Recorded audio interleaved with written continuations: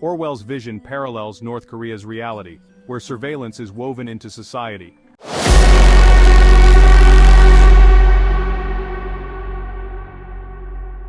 Welcome back to our channel. Today we're diving into some truly shocking and strange facts about the lives of North Korean women under Kim Jong Un's rule.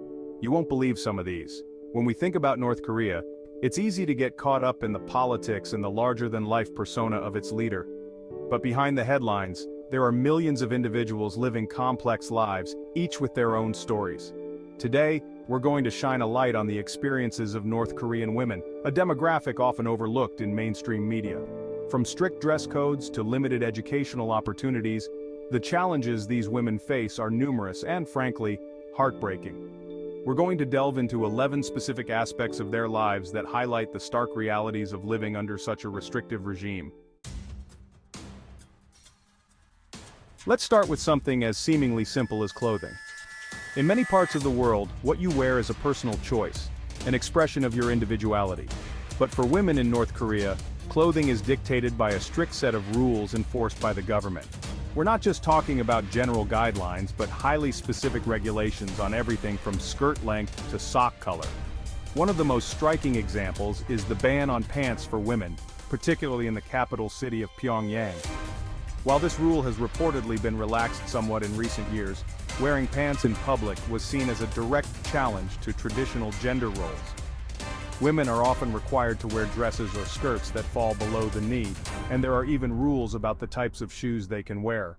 The consequences for violating these dress codes can be severe, ranging from public humiliation to fines and even detention. By dictating what women can and cannot wear, the regime is essentially controlling how they present themselves to the world. North Korea's forced labor camps receive less attention than its political prisons.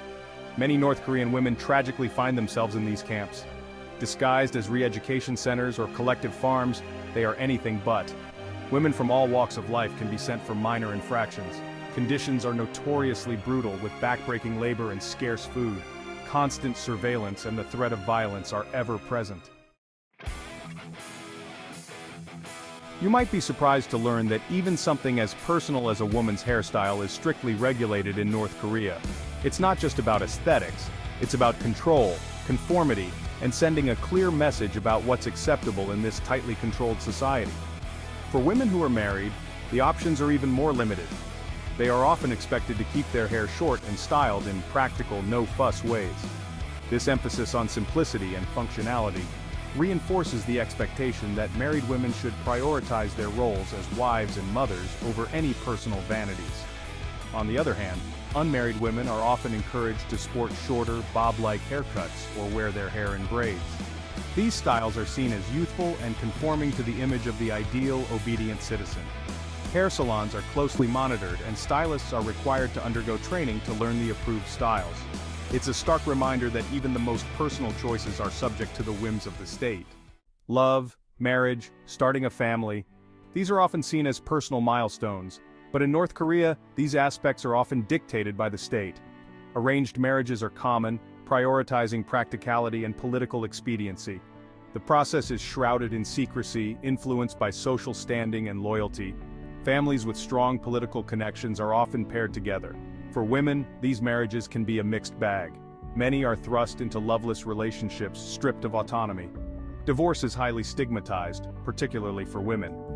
Ending marriages often leads to social isolation and economic hardship.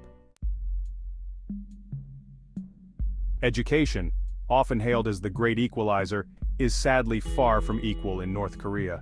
While the country boasts universal primary education, disparities between genders become increasingly apparent as children progress through the system.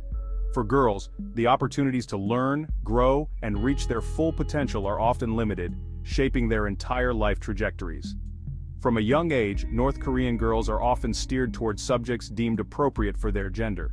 This often means a heavy emphasis on domestic skills such as cooking, cleaning, and sewing, while boys are encouraged to pursue STEM fields, technology, and leadership roles. This gendered division of knowledge is further reinforced in higher education. Family background, political loyalty, and yes, gender play a significant role in determining who gets to pursue higher education and who was relegated to a life of limited opportunities. Women, often lacking the necessary qualifications, find themselves relegated to low-paying jobs, trapped in a cycle of poverty and dependence. By stifling the potential of half its population, North Korea is effectively hindering its own progress, perpetuating a cycle of inequality and missed opportunities. In the world of North Korean propaganda, women are often portrayed in very specific, very deliberate ways. They are the embodiment of idealized femininity, unwavering loyalty, and selfless devotion to the state. This carefully constructed image serves a dual purpose: to reinforce traditional gender roles and to further the regime's own agenda. One of the most common tropes in North Korean propaganda is the image of the heroic mother. These women are depicted as strong, resilient figures capable of enduring any hardship to support their families and the nation. They are often shown working tirelessly in fields, factories, or caring for their children, all with unwavering smiles and an unbreakable spirit. This idealized image of womanhood is constantly reinforced through state-controlled media, from television dramas and films to newspapers and magazines. The women of North Korea are not just two-dimensional figures in a propaganda machine. They are individuals with their own hopes, dreams, and struggles. The idea of escape from North Korea's oppressive regime is a dream shared by many, but escaping is fraught with danger, especially for women. The journey is perilous, with severe punishments and the constant threat of human trafficking. Women flee to escape forced marriage, violence, and lack of opportunities. The common escape route is across the heavily guarded border with China. They face human traffickers who exploit their desperation. Those caught face dire consequences, often sent to brutal prison camps. Imagine a sea of people, perfectly synchronized, moving in unison like a well-oiled machine. This is the spectacle of North Korea's mass mobilizations, carefully orchestrated displays of national unity and unwavering loyalty to the regime. And within these choreographed displays, women play a central yet often overlooked role. These mass mobilizations are more than just parades. They are a fundamental aspect of life in North Korea, a tool used by the regime to reinforce its authority. Women are often at the forefront of these events, their synchronized movements a testament to hours of grueling practice and unwavering discipline. They march in perfect formation, their faces etched with serious expressions, their bodies adorned in colorful traditional attire or the drab uniforms of the worker-peasant Red Guards. Participation is rarely optional, and the pressure to conform, to flawlessly execute the intricate routines can be immense. Women, stripped of their individuality, become mere cogs in the giant machine of the state, their movements dictated, their voices silenced. Access to quality healthcare is a fundamental human right, but for women in North Korea, it's often a luxury they can't afford. The country's healthcare system, once a source of national pride, has been ravaged by decades of economic mismanagement, international sanctions, and a prioritization of military spending over the well-being of its citizens.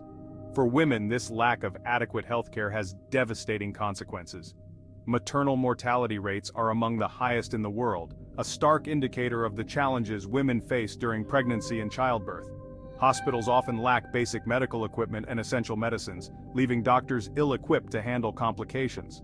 Malnutrition, a widespread problem in North Korea, further exacerbates these challenges, leaving women with weakened immune systems and an increased susceptibility to disease. The situation is particularly dire in rural areas, where access to healthcare facilities is limited, and the quality of care is often substandard. The mental health of North Korean women is also a major concern. Yet, despite these challenges, stories of resilience and resistance persist, with women creating informal networks of support.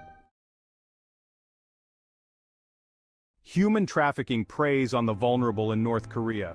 Women, desperate to escape hardships, are particularly susceptible. Lured by false promises, they end up trapped in a nightmare. Many are trafficked to China, sold to brothels, forced into marriages, or exploited as cheap labor. The Chinese government often turns a blind eye, fearing an influx of refugees. This leaves them vulnerable to further exploitation and abuse.